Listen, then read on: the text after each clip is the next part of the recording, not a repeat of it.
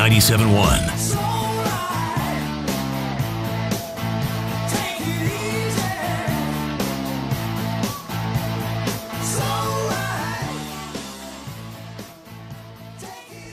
Well, as I mentioned earlier, it is a primary election day here in the city of St. Louis. It's funny, you know, earlier we had Frida Keogh on, who's with that Missouri Precinct Project, trying to eliminate electronic voting machines in the state. And today in the city of St. Louis, they're having their primary election, and there are a lot of candidates on the Democrat and Republican side running for mayor. One of them is Lewis Reed, who's also the president of the St. Louis Board of Aldermen. How are you? I'm doing great, Mark. Nice seeing you. You've been busy. I've been seeing your signs all over the place. It's been a busy couple of months, huh? Yeah, it's been a really busy couple of months, but here's the thing. It's been a great couple of months because at least we had good weather this time. It's always cold and rainy. This has been the first election cycle, for a mayoral race or a president of the board race where it's been, 60 or 70 degrees, so it's been awesome. Well, I know that Mayor has created a bit of a horse race for this job this time. You've got a crowded field of candidates. Yes, a huge crowded field. But you know what? You look at all of the different forums and debates that they had across town. Because there was such a crowded field, I think it was a lot of interest. So we've seen just a lot of people come out for all of those events. What do you think sets you apart from the crowd?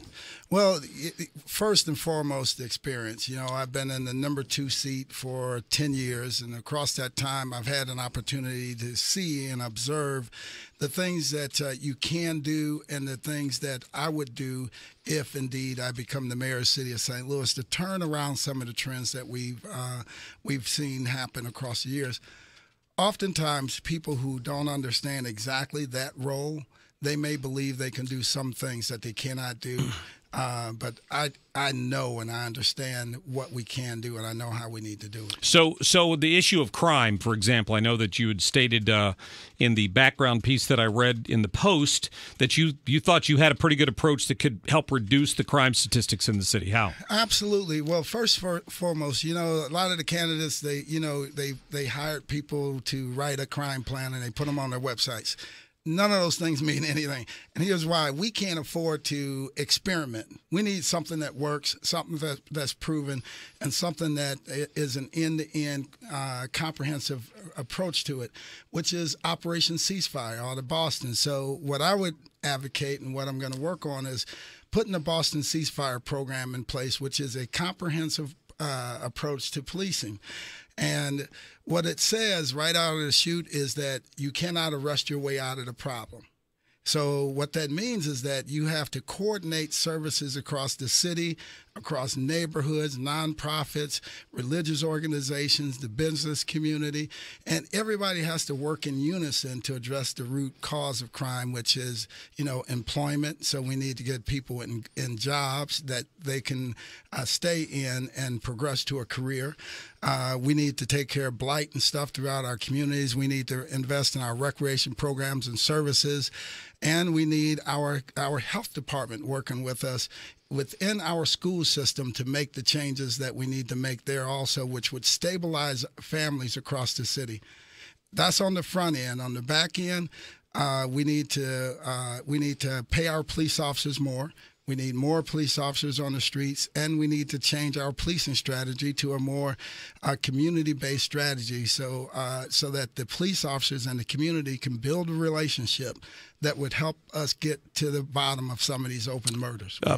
The issue of police pay, I know it's an issue in the county right now. All police officers want more money, and in a lot of cases, most of them deserve more money for the risk they take on a daily basis.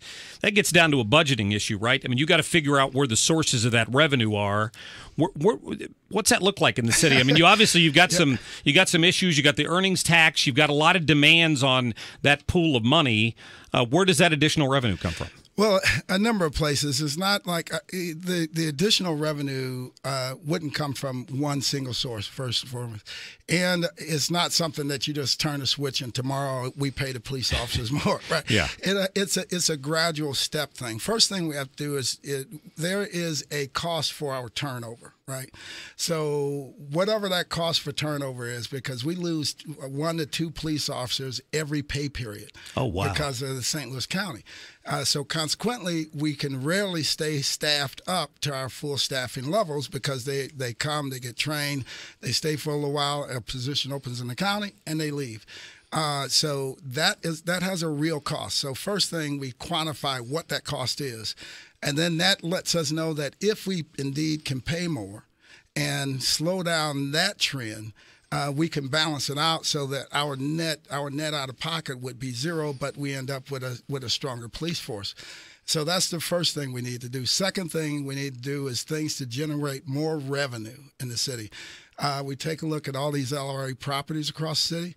The city, again, has a real carrying cost for these LRA properties. We roll that carrying cost up into a credit and then offer it as a first-time home buyer's credit to people who want to come in and people who want to relocate to permanent housing. For people who don't understand what the LRA is, those are properties that have ended up in control of the redevelopment authority, right? Yes, the city's redevelopment authority, and it's thousands of properties. Right, abandoned properties and just people the city's taken over maintenance issues on them and everything else. Yeah, so when you see the vacant abandoned buildings that are boarded up with the red boards, more than likely they are LRA-owned properties. But you think about the toll that those properties have on our tax base, on the neighborhood, the crime and safety and everything. By stabilizing some of those properties, we can increase revenue and coming into the city also. We're talking to Lewis Reed, who's the president of the Board of Aldermen and a candidate for the position of mayor, running in the primary today in the city of St. Louis. One of the big issues recently in the news was whether or not to approve this Major League Soccer stadium or try to put this on the ballot, which it is going to be on the ballot, which could end up being another, a half-cent tax that would go on? Yes. Where do you stand on that? Here's what I think. I think given the fact that this may be, if we do not give the people in the city of St. Louis the opportunity to choose on whether they want a Major League Soccer team or not, it could be 10, 15 years before they'll have that same opportunity, and the cost could dramatically change. So I thought it was important for the residents of the city to have an opportunity to choose if indeed they want St. Louis City to be Major League Soccer, home to a Major League Soccer team or not. So I voted to put it on the ballot. Okay. I think that, again, it is just absolutely critical to give the people a right to choose on an issue like that.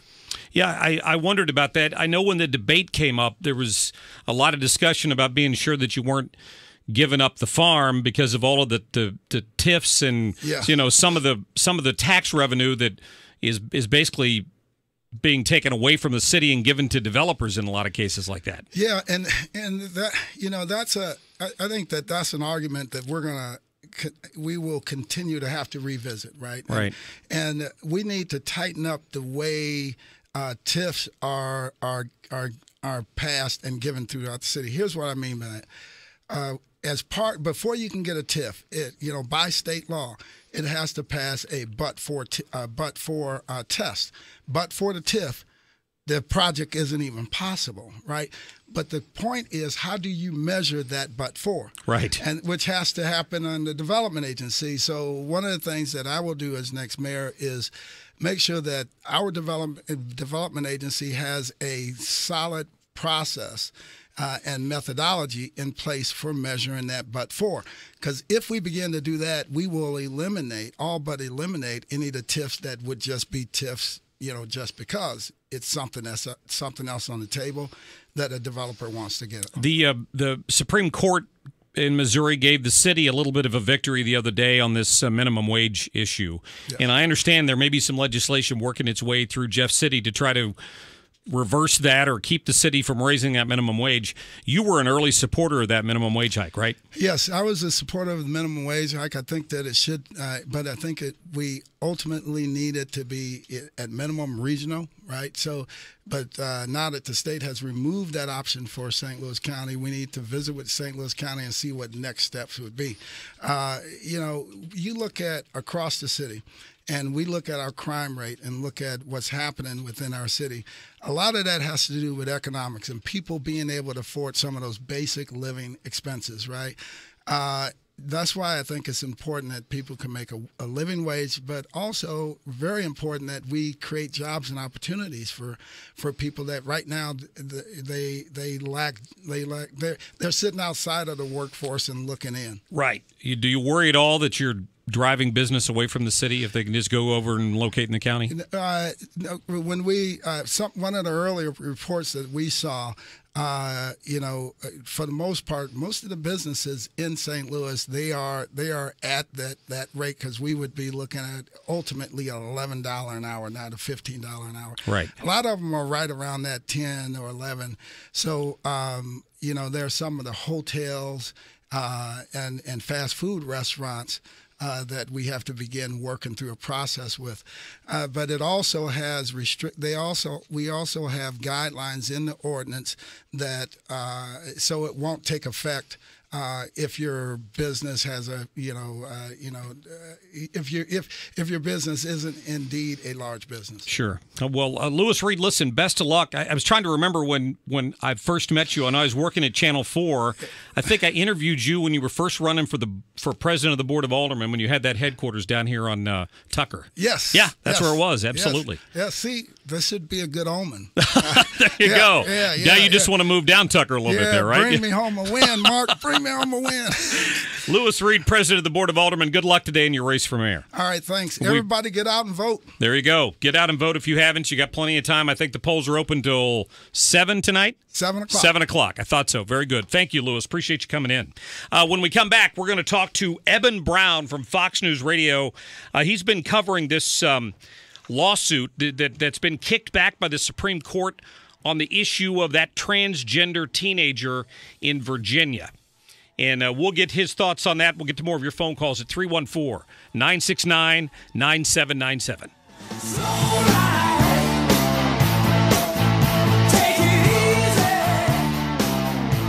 This is the Mark Cox Show.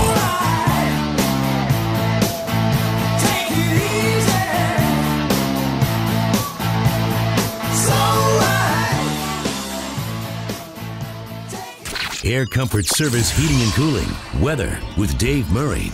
The big-time, fast-moving thunderstorms now out of the picture. Clearing skies giving way to a fair amount of sunshine today. It is windy and 60 degrees, so it's a little bit cooler today, especially out in the wind. Tonight, clear, kind of cold, 38. Wednesday, lots of sunshine, 65 degrees. Thursday's quiet, but some rain showers Thursday night. I'm Fox 2 meteorologist Dave Murray for FM News Talk 97.1. The Mark Cox Show is sponsored in part by Granite Transformations. Let them transform your kitchen, bath, or commercial space. Explore the wide selection of products in their beautiful showroom in Chesterfield or online at granitetransformations.com. They have the perfect solution for your next project. Speaking of Granite Transformations, of course, the home show is coming up. Chuck out at Granite Transformations wants to make you a deal. Let him come out, give you an estimate on replacing your countertops or your bathroom countertops between now and the home show time, and he will give you a great discount on this cool-looking granite composite sink.